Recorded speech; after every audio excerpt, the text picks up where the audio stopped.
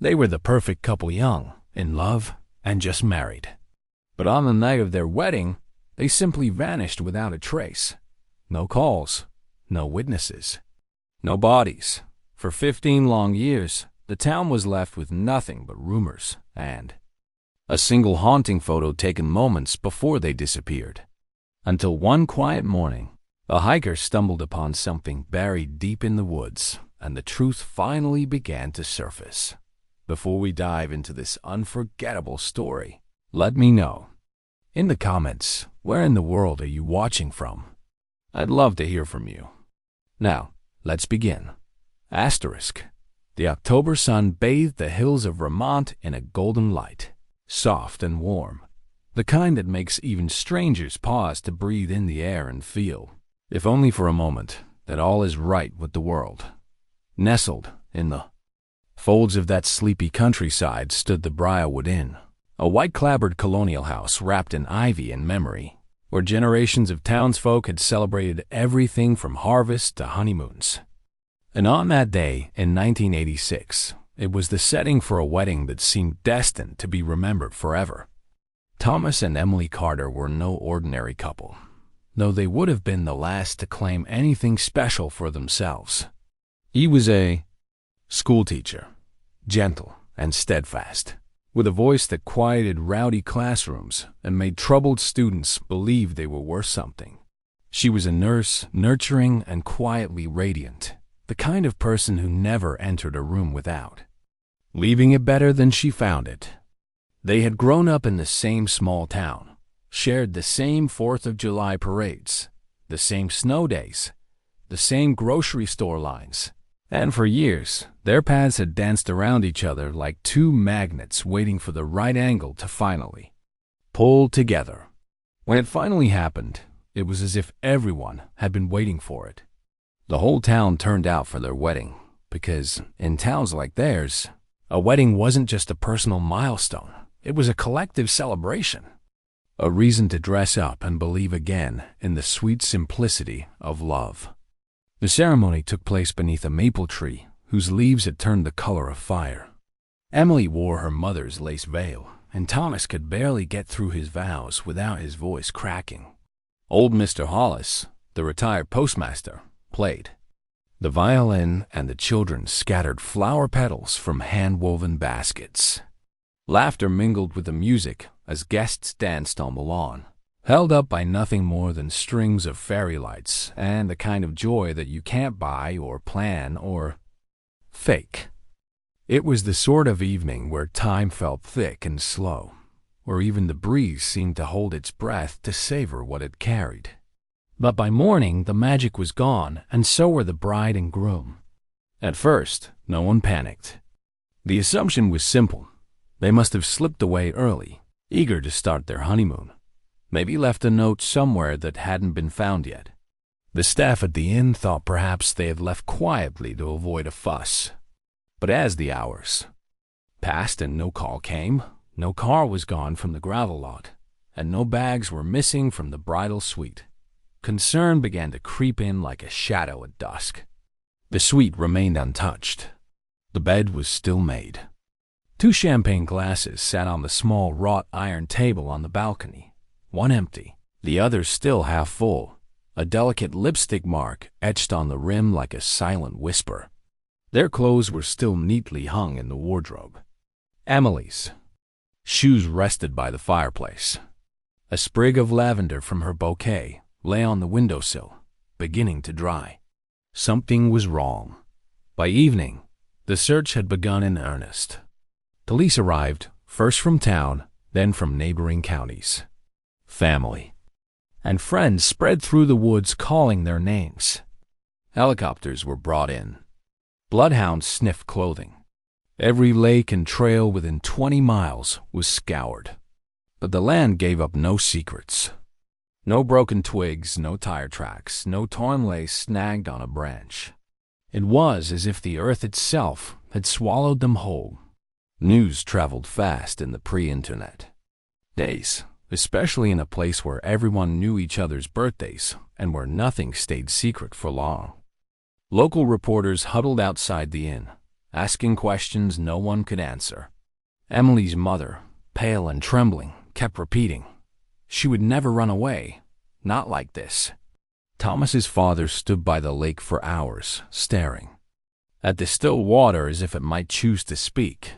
Theories sprang up quickly, as they always do when people are desperate for meaning. Some whispered about abduction. Others speculated a secret escape plan, maybe some sudden cold feet or a private pact the couple had made. A few spoke of ghosts, cursed land, or darker forces no one dared name in daylight. But no one could say anything for certain, because no one had seen them leave. No car had moved. No sounds were heard. And in the absence of answers, fear dug its roots in deeper. After days of fruitless searching, the case became national news for a brief time. Photos of the newlyweds, her in white, him in a gray suit, both glowing, flashed across televisions and newspapers. But as weeks turned to months and the frost of winter replaced the autumn gold, the world moved on. New headlines came. New tragedies. And the mystery of Thomas and Emily Carter faded into silence, becoming one of those cold cases that lives only in dusty folders and aching memories.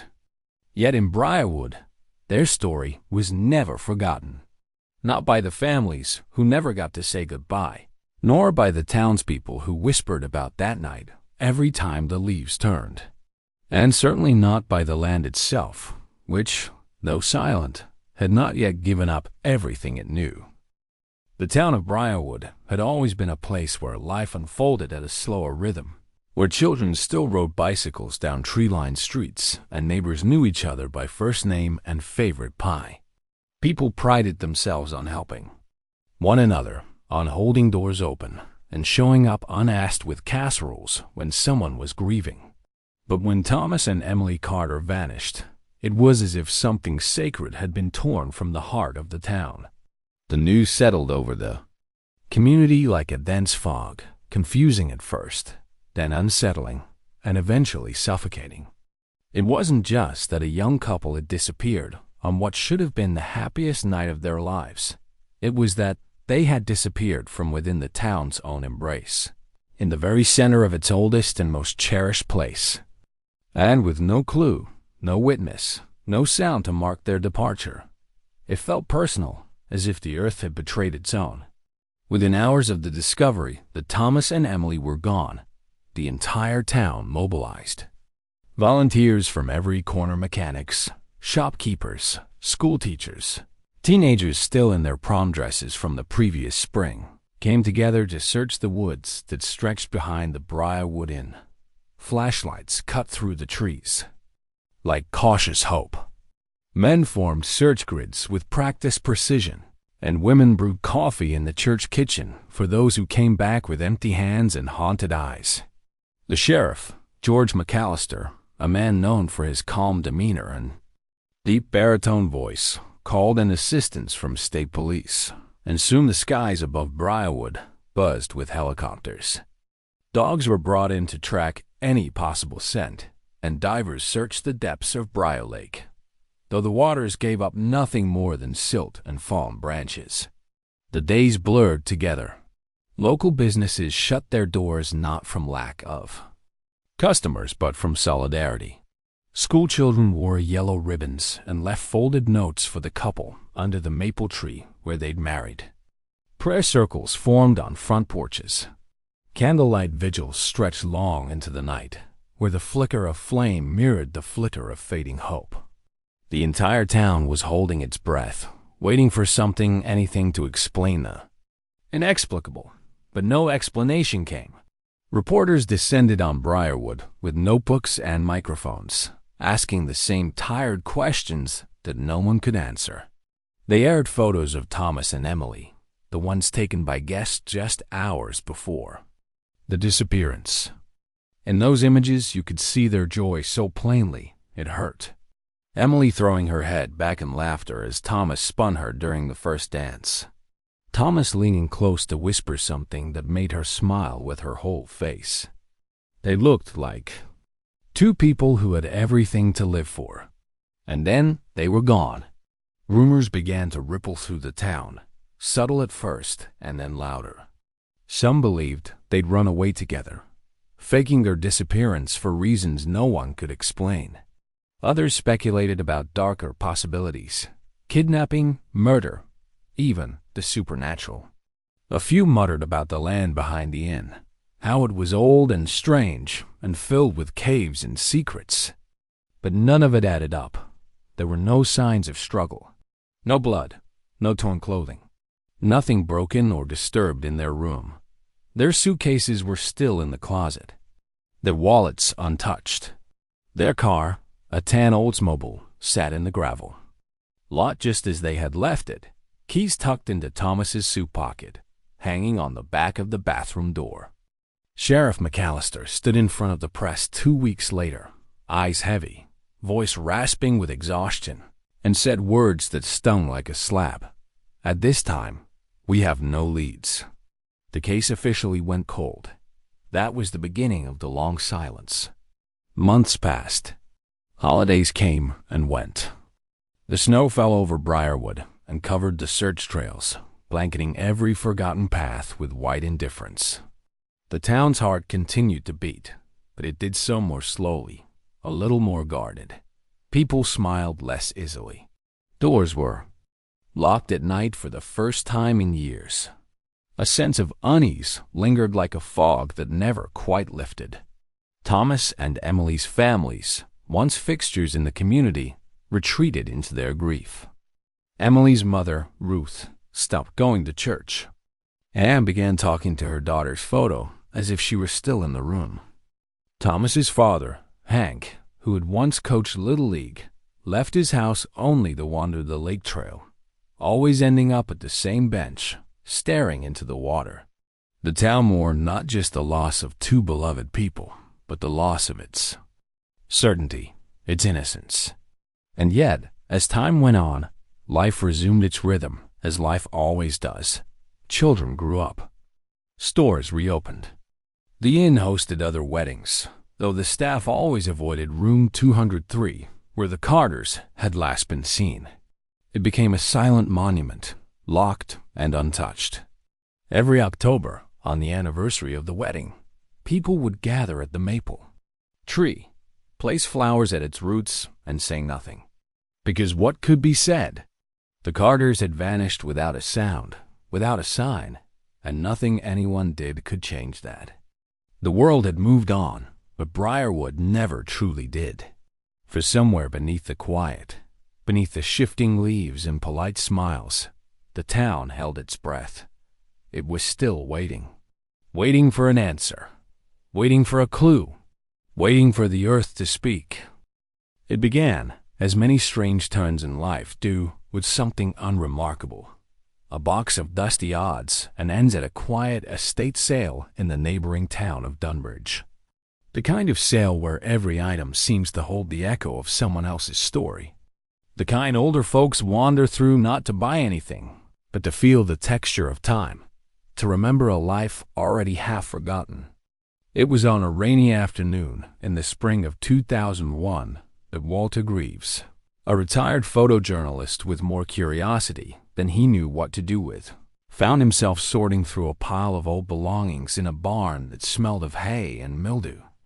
He had no particular reason for being there, just a habit of looking through other people's forgotten pieces, perhaps hoping to recover something meaningful in the wreckage of time. The box caught his eye not because of how it looked, but because of what it held: several undeveloped rolls of 35mm film, still in their canisters, bound together with a cracked rubber band.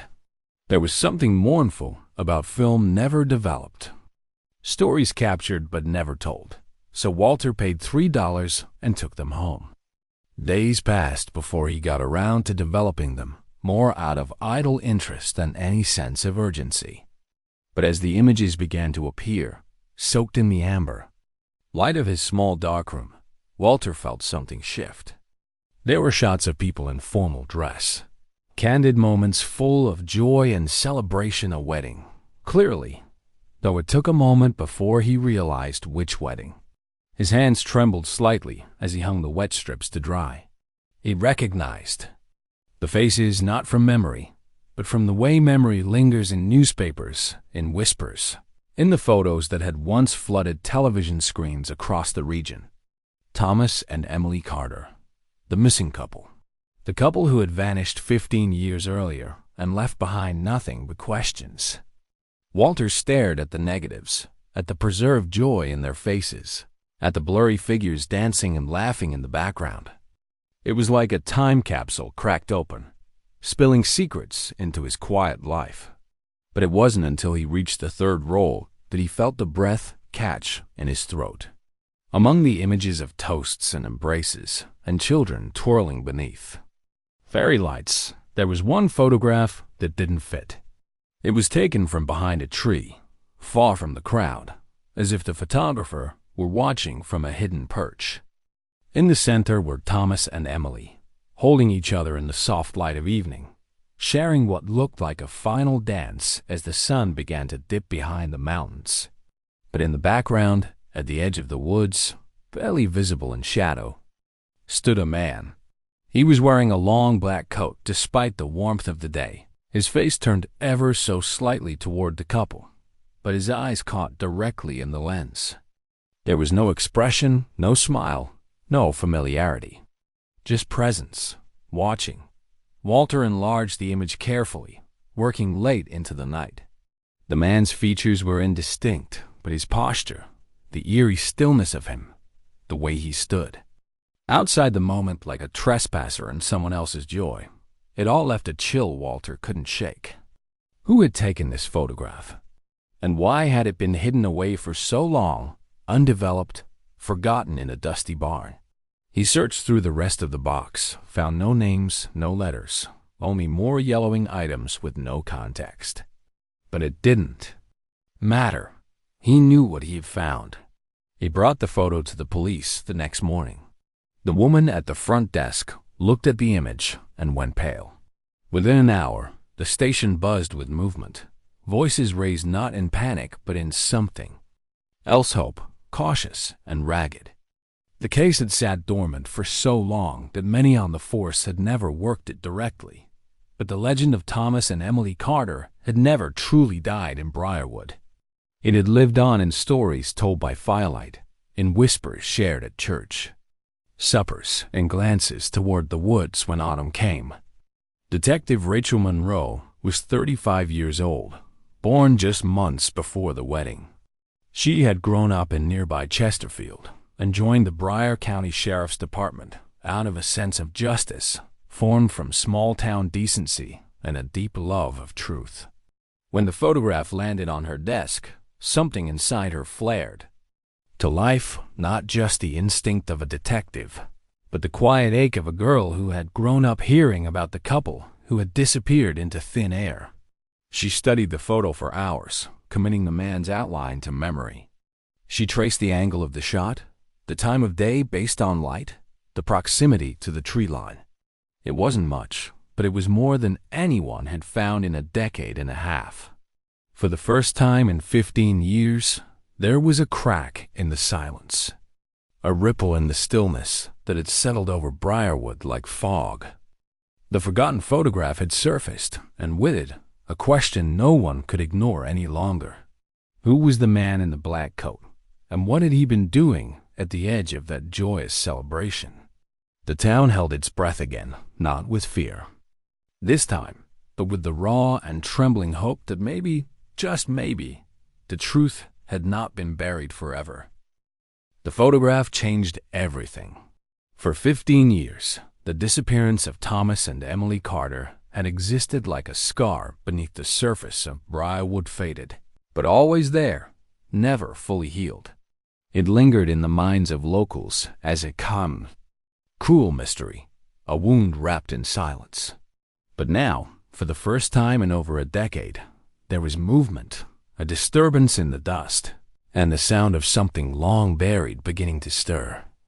Detective Rachel Monroe sat at her desk, staring at the black and white image that had reignited a case many believed would never breathe again. She was young enough to look at it with fresh eyes, but old enough to remember the stories told by parents who had known the Carters personally.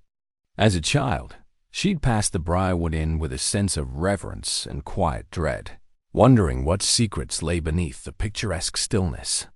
Now, as a detective with a badge and a mind trained to pull threads from the tapestry of lies and forgetfulness, she felt something sharp behind her ribs, a responsibility, almost like an inheritance. The man in the photograph became her obsession.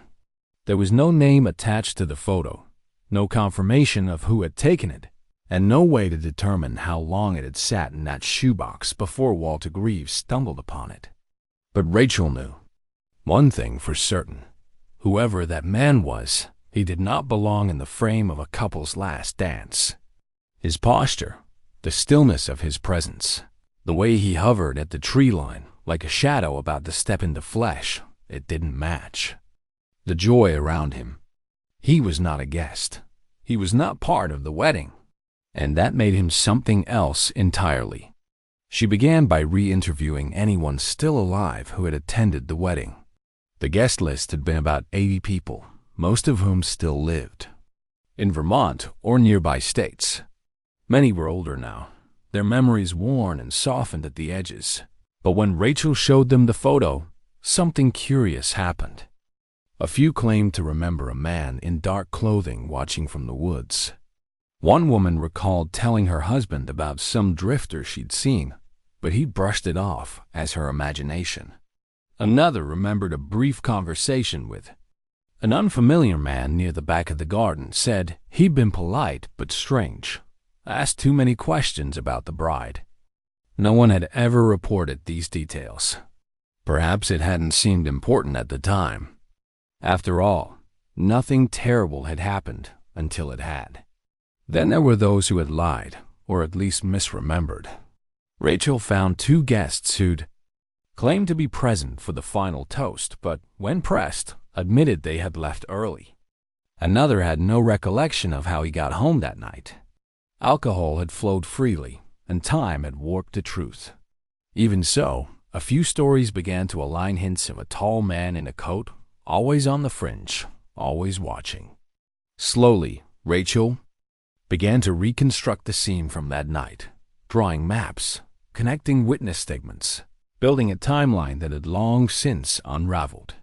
She studied the layout of the inn, the grounds, the direction of the shadows in the photograph. She matched it with the sunset time on that particular October evening. The more she investigated, the more she became convinced that the man in the photograph hadn't simply wandered through by accident. He had been waiting, but for what? The break came one evening as Rachel sat sifting through old personnel records. From the Briarwood Inn, one file caught her eye. A dishwasher named Dean Halpern, who had worked at the inn briefly in the early 1980s. His employment had ended abruptly. A handwritten note from the innkeeper at the time described him as unstable, prone to agitation, possible history of mental illness. The name meant nothing at first. But when Rachel checked it against the Carter family tree, something jumped out. Dean Halpern had once been Thomas Carter's cousin estranged, but family all the same. A deeper dive into public records revealed more. Dean had been institutionalized in 1979 after a violent outburst at a family gathering in New Hampshire. He'd been released in 1984, quietly, without much follow-up, no parole officer, no supervision, and no contact with the Carters since, at least not publicly. Rachel pulled up old photographs of Dean from his hospital intake file. The resemblance was chilling, not perfect, but close enough to suggest that the man in the wedding photo could very well have been him. And if that were true, then the question was no longer whether foul play had occurred, but how no one had noticed the wolf in the woods that night. It was a delicate matter, reopening a case that had gone dormant for so long.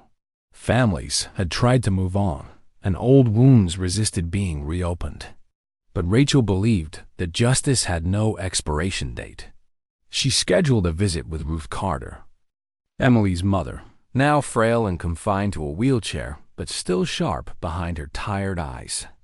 When Rachel showed her the photo, Ruth gasped, not just at the image of her daughter's final dance, but at the shape lurking behind the trees.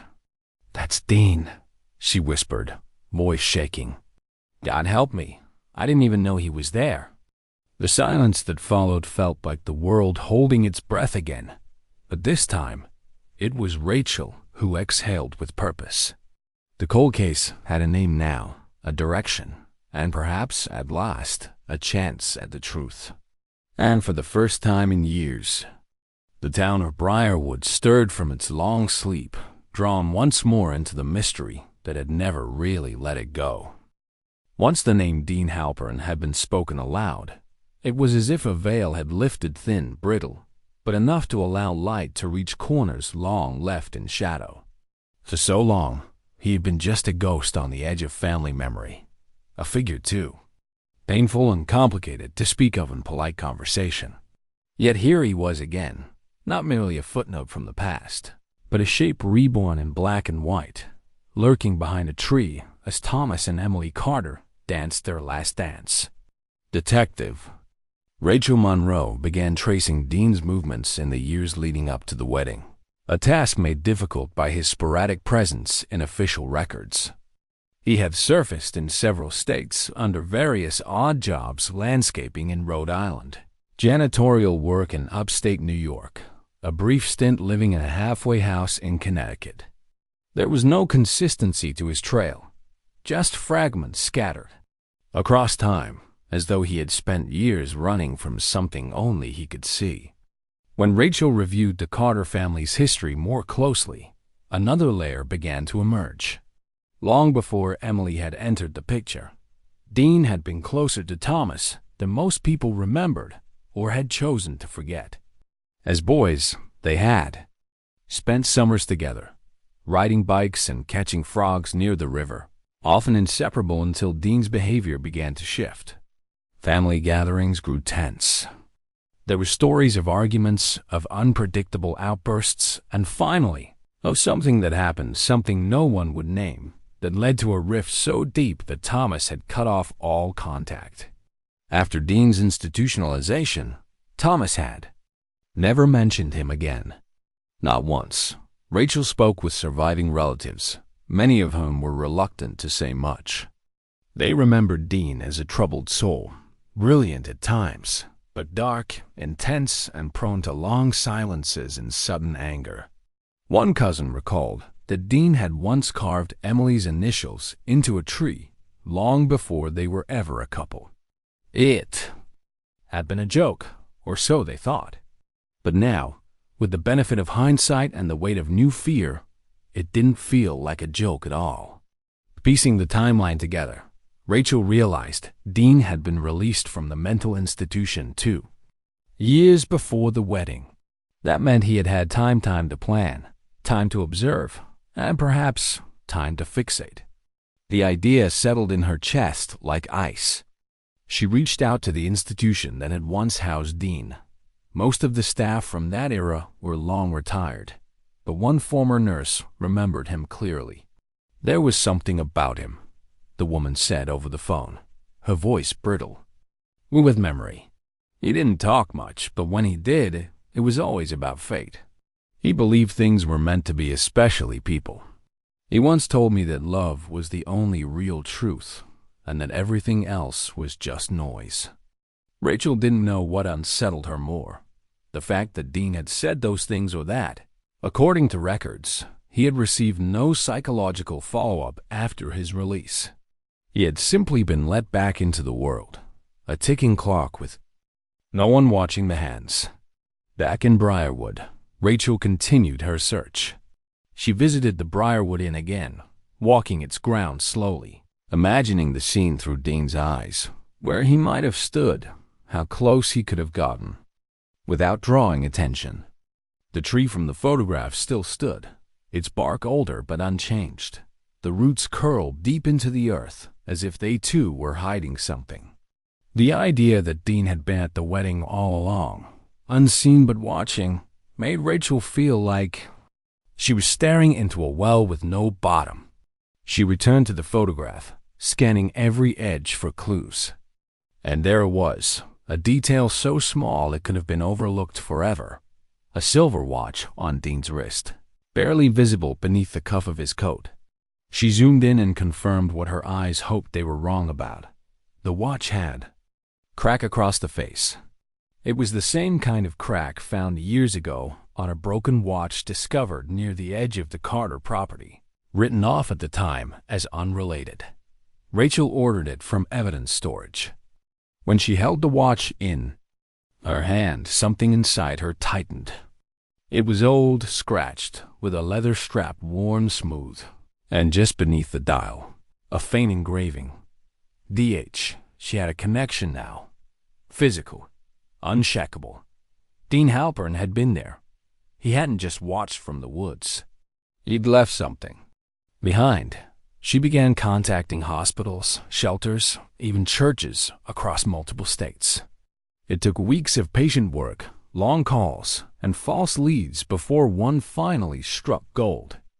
A shelter in rural Pennsylvania confirmed that a man named David Harmon had lived there briefly in the late 1990s.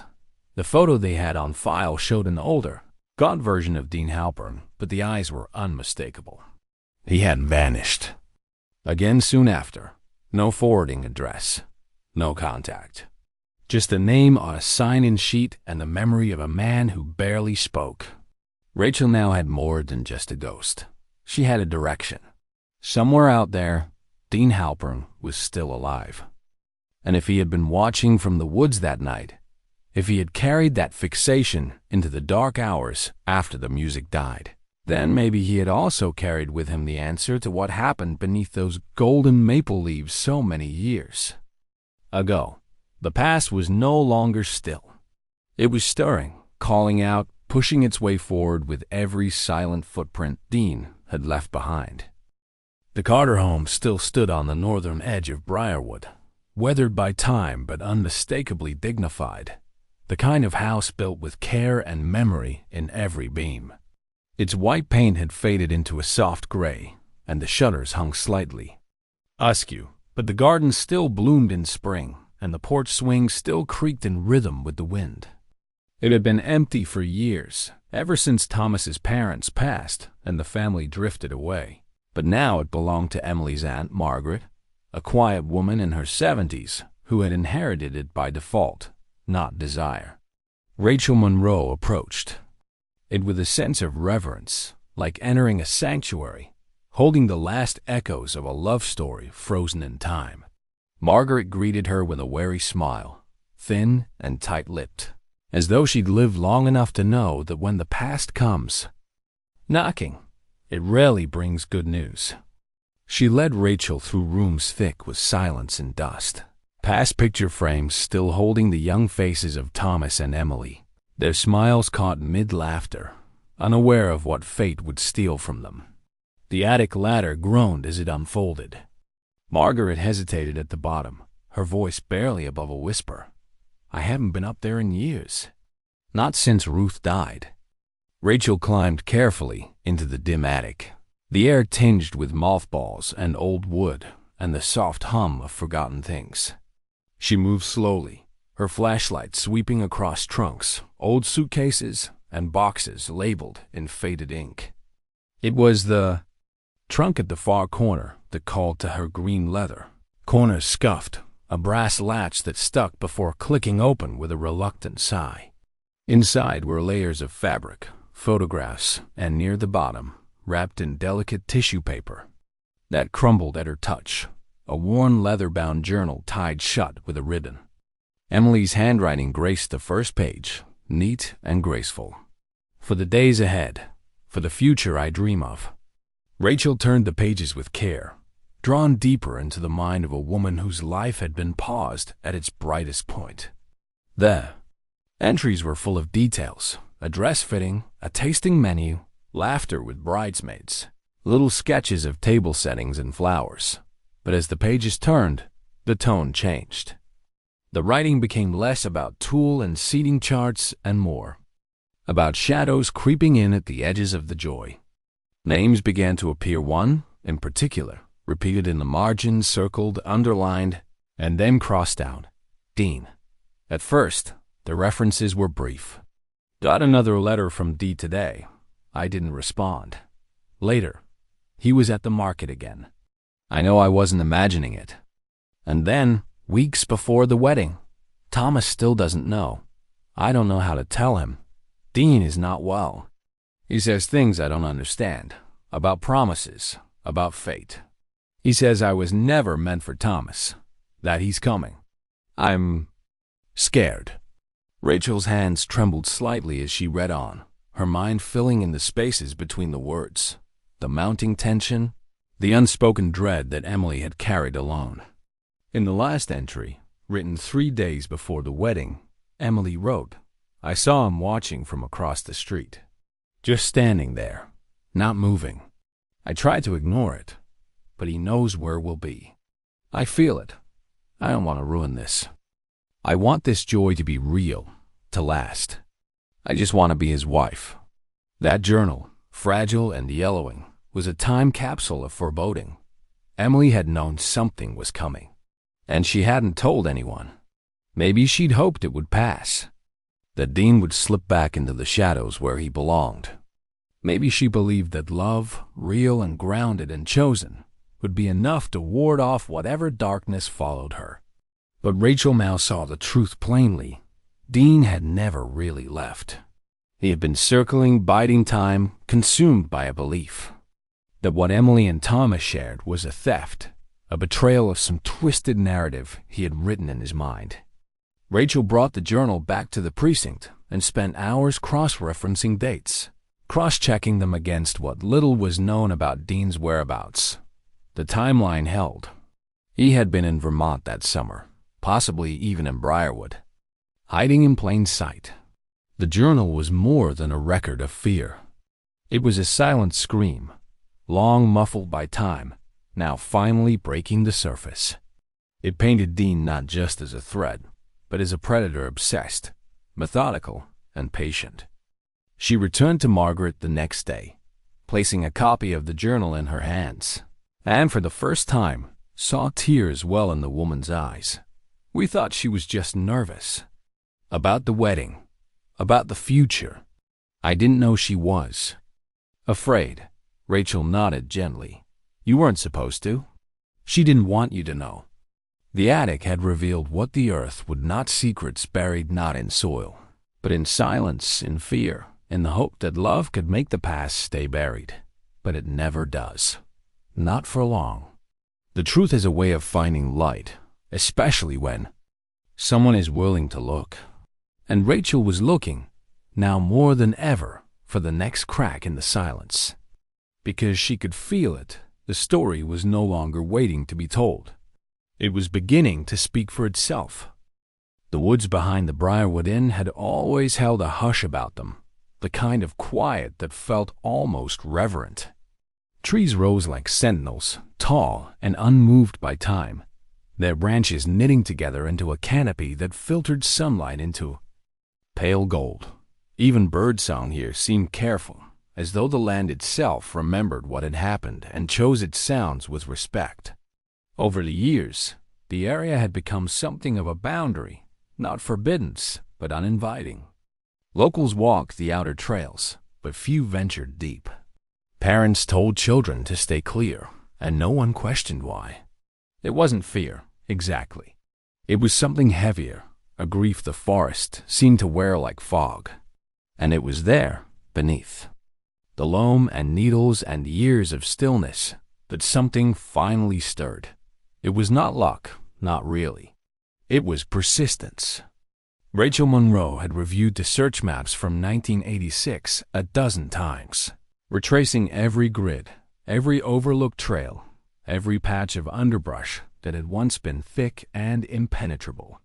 Back then, the area near the western ridge of the woods had been dismissed early, too steep, too rocky, too far to be practical.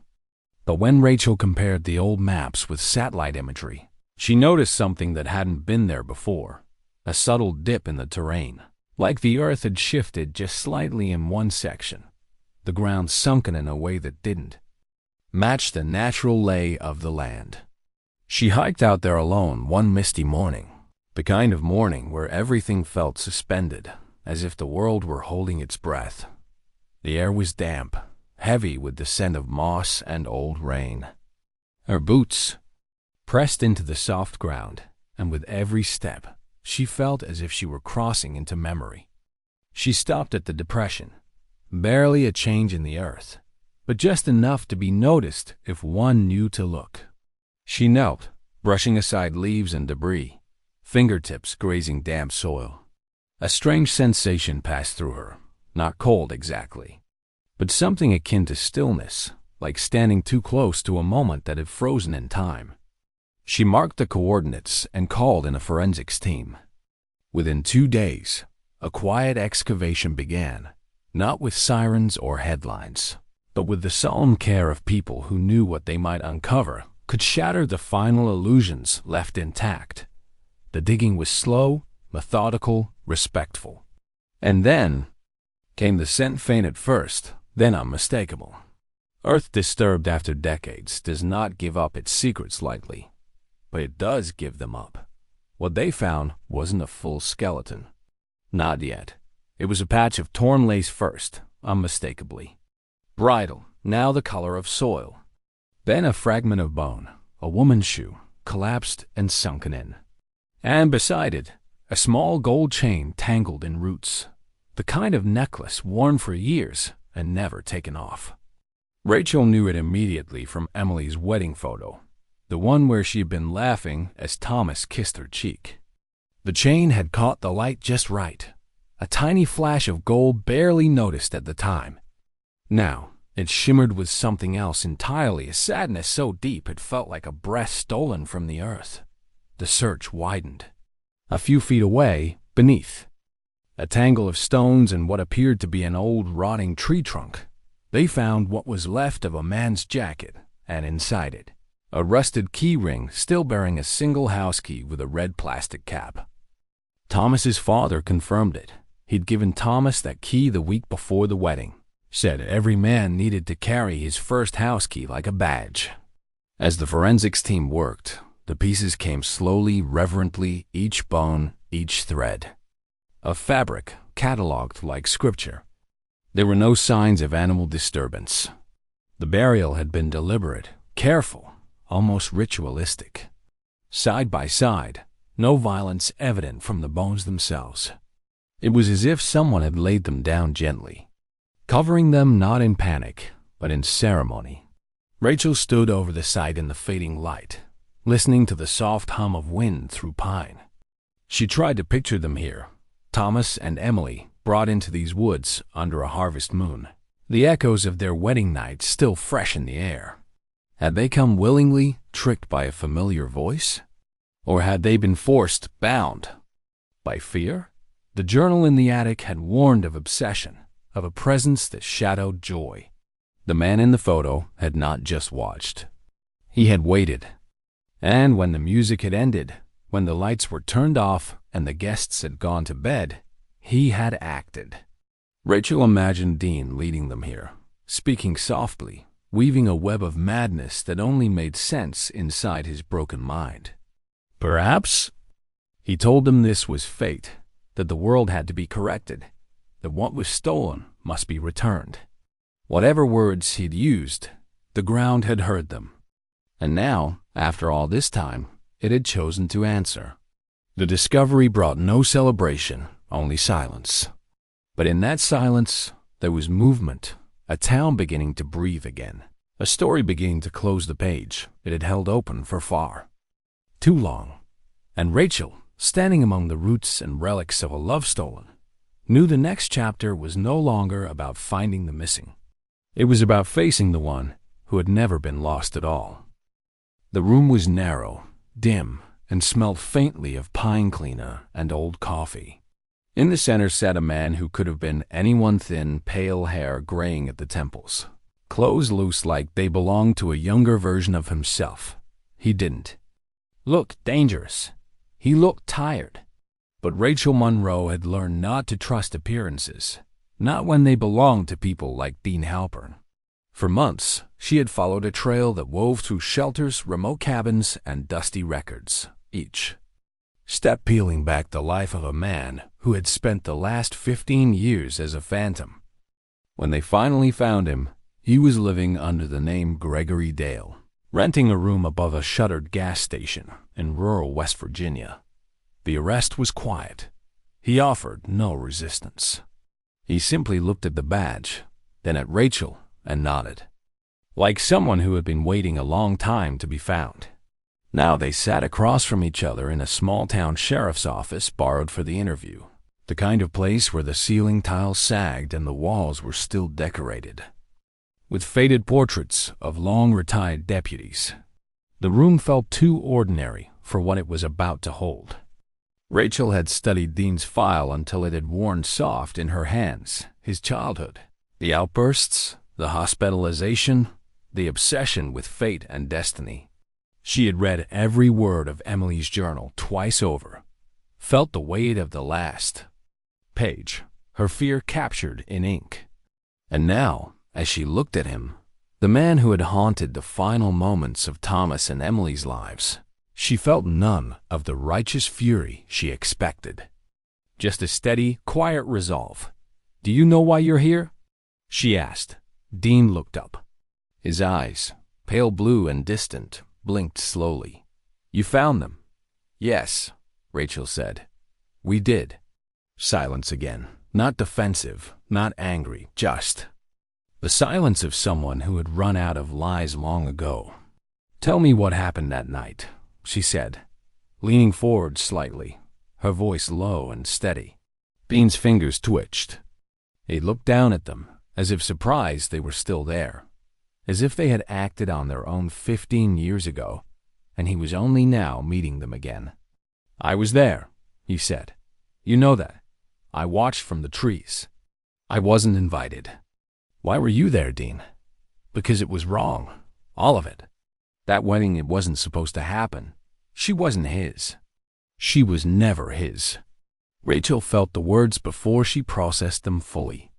Dean spoke not with hatred, but with something colder certainty, a kind of twisted conviction that turned delusion into fact inside his mind. "Emily didn't belong to you," Rachel said carefully. "She loved Thomas. They were building a life together." Dean smiled faintly.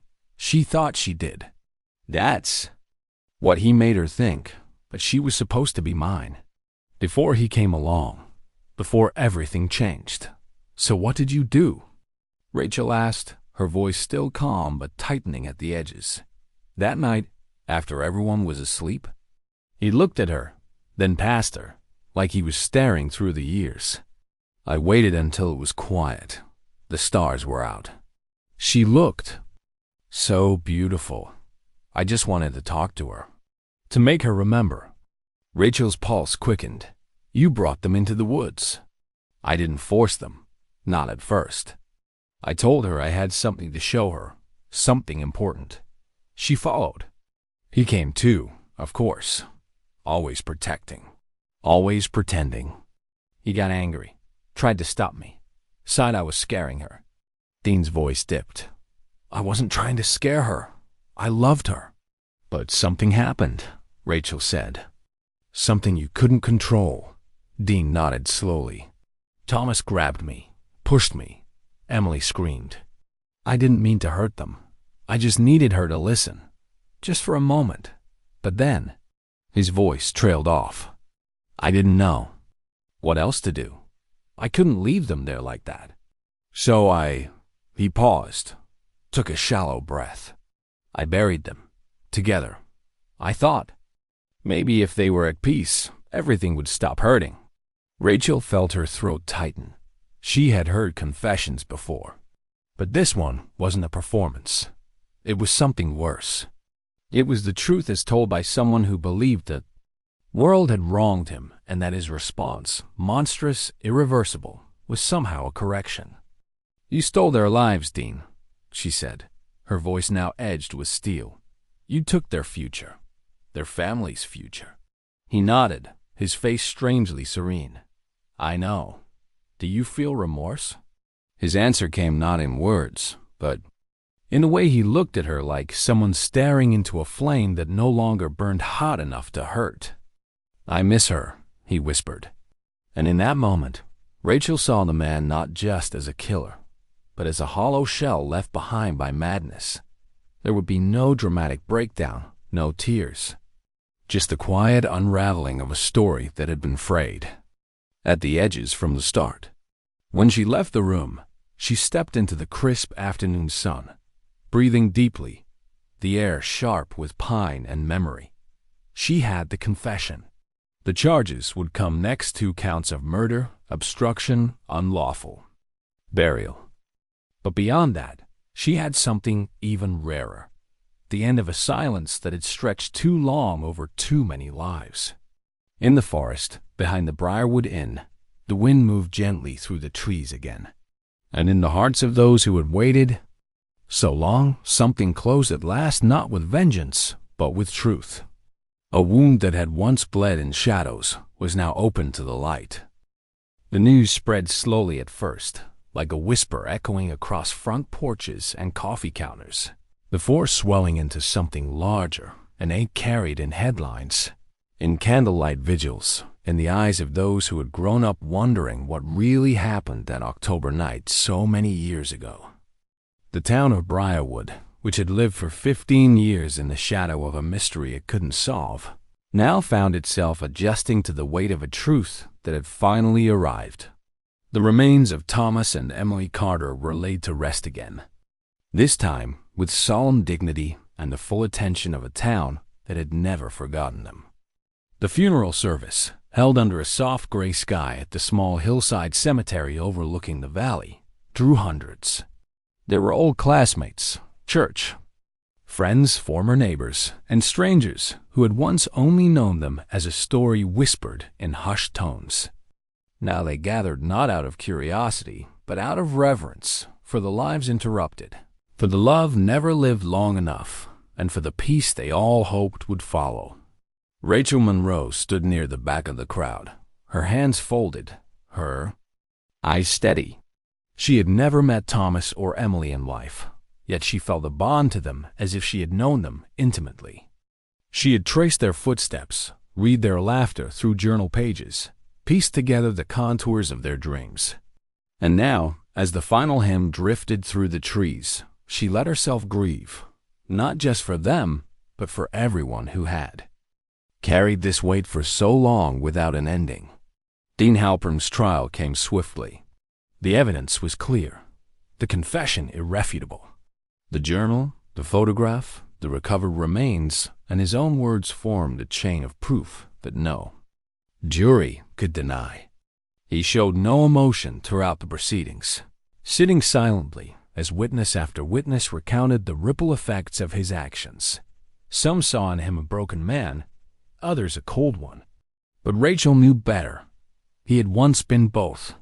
Somewhere, between illness and obsession, between rejection and fantasy, he had surrendered to a darkness that no one had managed to reach in time. At sentencing, Judge Allison Carver, a woman known for her precise language and unwavering composure, spoke with unexpected softness. "This is a tragedy," she said, "not just because of the lives you took, but because of the silence you left behind. For 15 years, families lived without knowing. That silence is its own kind of violence." Dean was sentenced to life in prison without parole. There would be no early release, no more running, no more watching from the shadows.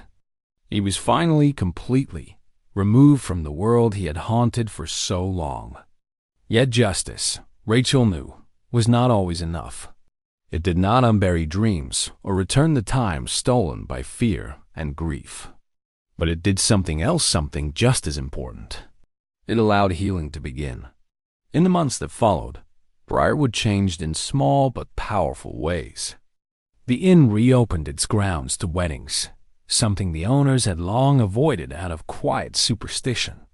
A memorial plaque was installed near the garden's edge, where Thomas and Emily had once danced beneath string lights and autumn leaves.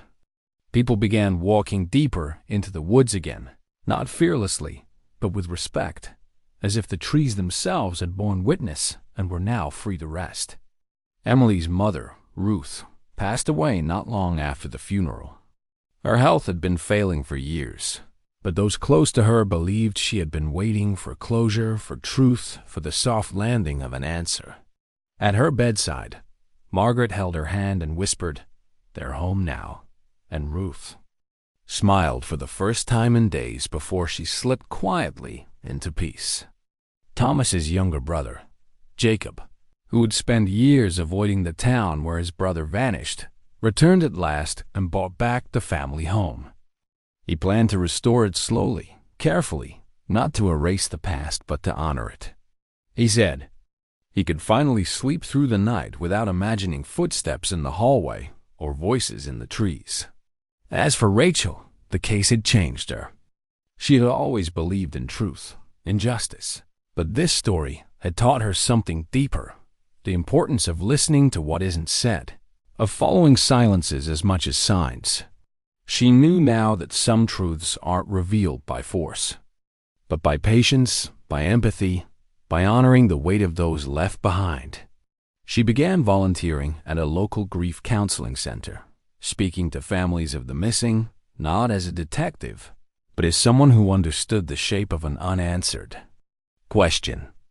One evening, as she walked a trail near the Briarwood Woods, the sun dipping low and golden behind the trees, she paused beneath the maple where the final photo had been taken. She thought of that night, the joy that had briefly burned so bright, and the dark that had crept in too soon. But she didn't feel anger now. She felt gratitude for the chance to carry their story forward, for the privilege of helping it find its way home. Healing, she had learned, is not loud. It's the whisper of a breeze through branches that once stood silent.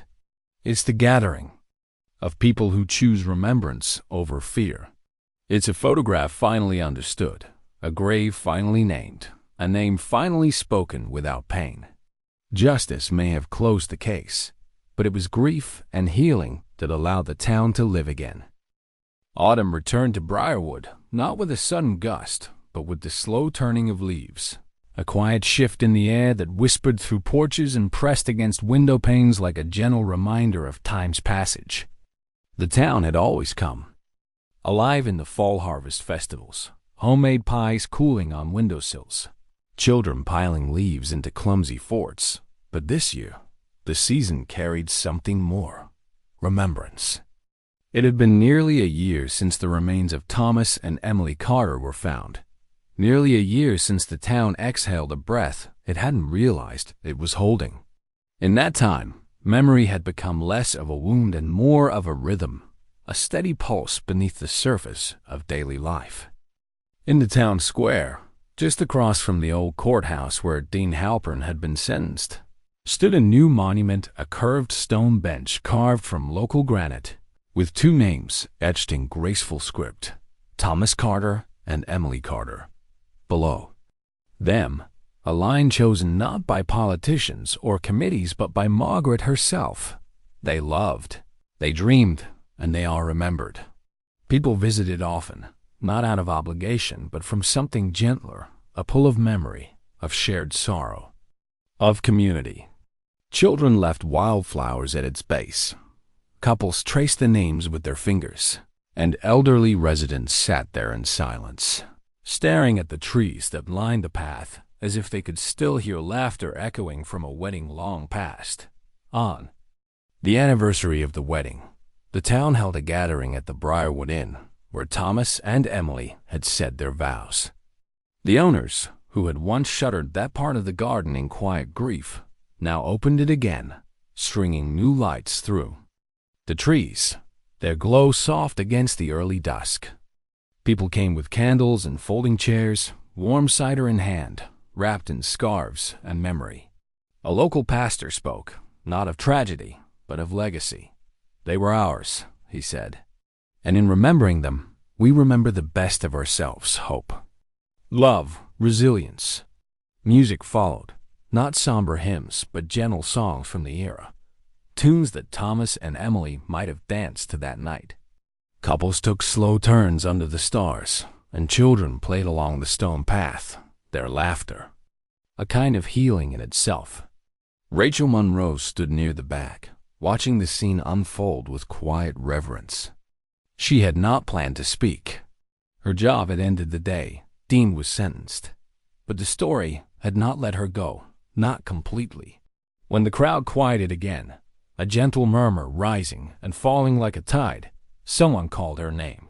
She stepped forward slowly, unsure at first of what to say, until she saw Margaret's face among the crowd, calm and expectant, and Jacob Carter beside her, nodding once. So Rachel began, not as a detective, but as a witness. "Stories like this," she said, her voice carrying softly, "don't end the way we want them to. There's no undoing what's been done. But there is something stronger than tragedy, and that's remembrance." I followed Thomas and Emily's trail through silence and shadow, and what I found was not just the truth of how they were taken, but the beauty of how they lived. She paused, looking around. They were loved, fiercely. They loved each other, purely. That doesn't disappear. It becomes something else, something we carry forward. The crowd was still. For a moment, the only sound was wind through the branches, rustling the leaves like whispered words. And then, quietly, the town choir began to sing an old folk song Emily used to play on her guitar during church picnics, a tune Thomas had once requested during a snowed-in Christmas Eve. The harmonies floated over the inn's garden, over the bench with their names, over the trees that had watched the last dance and now watched something like peace return. In the weeks that followed, the town began preserving pieces of the story. The local library created an archive, not just of newspaper clippings and court records, but of photographs, wedding plans, letters, memories written by friends and family. They called it the Carter Collection. Schools added their story to the curriculum on local history, not as a cautionary tale, but as a testament to what it means to remember those we lose. And in that remembering, something changed. People grew a little kinder. Neighbors checked in more often. Young couples no longer feared getting married at the inn, but saw it instead as a place touched by love so powerful it never fully faded. One evening, Margaret returned to the attic of the Carter home, this time without fear. She found Emily's journal, now preserved in a glass case, and sat by the window, reading the early entries again, the sketches of floral arrangements, the hopeful notes about the future. She smiled through her tears, feeling the presence of Ernie's not as a ghost, but as a soft light within her. Outside, the wind rustled through the trees again, carrying the sounds of a town remembering not just a loss, but a love worth mourning, worth honoring, and above all, worth keeping alive. In the story of Briarwood, Thomas and Emily would never be forgotten. Their names were no longer just whispered in sorrow, but spoken in gratitude, woven into the very rhythm of the town's days. And as long as the leaves turned and the stars shone above the garden where they had danced, the town would remember. The air was still on the morning. Rachel Monroe returned to the attic one final time, the same attic where it had all begun for her, the first real thread, the journal wrapped in ribbon, the first echo of a voice long silenced by earth and time. The ladder creaked just as it had months ago, the boards groaning beneath her step as if they too remembered the weight of discovery. Light filtered through the dusty window, catching particles in golden beams, and for a moment, Rachel simply stood there, not moving, not searching, just listening. It had become a ritual of hers, returning here at the end of long drives through Briarwood, when cases were closed and reports submitted. But this visit was different. There would be no evidence bag, no call to the lab, no digging for truth. This was something else, entirely a goodbye. The journal was still where she'd left it, now preserved carefully inside a linen box that Margaret had lined with lavender paper. Rachel opened it gently, flipping through the familiar pages, past the sketches and scribbled notes, past the weight of worry and the trembling script that had captured fear. And then she came to it, the page she hadn't seen before. Margaret had mentioned it once, in passing, saying she hadn't thought it meant much. But now, at the end of everything, it felt like a key to something deeper. The final page. It was written the morning of the wedding. Emily's hand was steady, her words calm. Today, it began. I become someone's wife. Not because I have to, not because it's expected, but because I choose to. Thomas is my calm. He eased the space between storms. I know there are things in my past that feel unfinished, questions I've avoided, shadows I still see sometimes when the lights go out. But I'm not afraid anymore. Not of life, not of love, not even of the dark. Because I believe, deep in my bones, that we were meant to find each other in this world, messy as it is. That love, real love, is not about safety. It's about choosing each other again and again, even when the story doesn't go the way you planned. Today, I choose Thomas. And I'll choose him again tomorrow.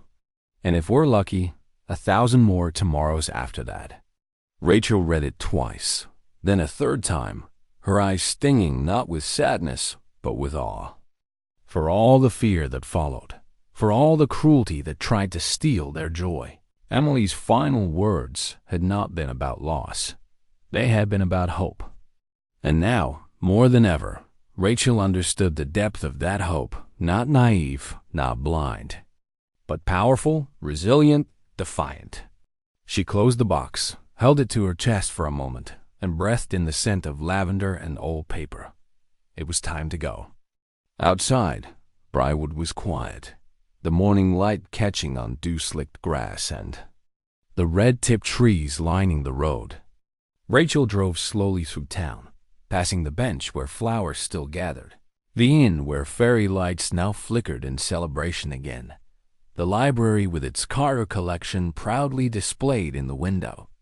Everywhere, there were signs, not of death, but of life remembered, honored, carried forward. She stopped once more at the cemetery, where 2 headstones now stood side by side beneath the tall oaks. The grass had grown in soft and green, and someone had left fresh daisies tucked into a glass jar beside Emily's name. Rachel knelt, resting a hand lightly on the cool stone. I read your last page, she whispered, and I believe you. You chose him. And he chose you. And that choice is what lives on. There were no answers left to chase, no puzzles unsolved. Only a quiet kind of peace, hard-earned, honest. As she stood and turned to leave, a breeze lifted the hem of her coat, swirling leaves at her feet. Like confetti, like blessings. Rachel paused once more at the edge of the woods, looking into the space where silence had once reigned. It no longer felt haunted. It felt still, yes, but not with fear, with reverence, with memory, with the knowledge that even here, where terrible things had been done, healing had found a place to root itself. As she drove out of Briarwood for the last time, the mountains rising in the distance like old guardians, Rachel felt something.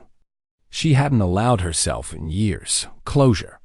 The kind that doesn't come from verdicts or headlines, but from knowing that a story full of pain, yes, but also of love, had been given back to those it belonged to. She would carry it with her, not as a burden, but as a reminder of why the truth matters, of why stories matter, especially the ones that almost slipped away. And somewhere, deep in her chest, she felt it settle. The last page, not an ending but a turning, a breath taken. A light returned. A vow kept. Asterisk. Thank you so much for spending your time with me today. If you stayed until the end of this story, I want you to know how truly grateful I am. Stories like these are more than just words. They're moments we share, memories we honor, and emotions we feel together, even from across the screen. If this story moved you in any way, please give the video a thumbs up It really helps others find these kinds of stories. And if you haven't already, I'd love for you to subscribe to the channel so you won't miss the next one. Most of all, I invite you to share your thoughts in the comments. What did this story make you feel? Have you experienced anything similar? Or maybe you just want to say hi. That's more than welcome too.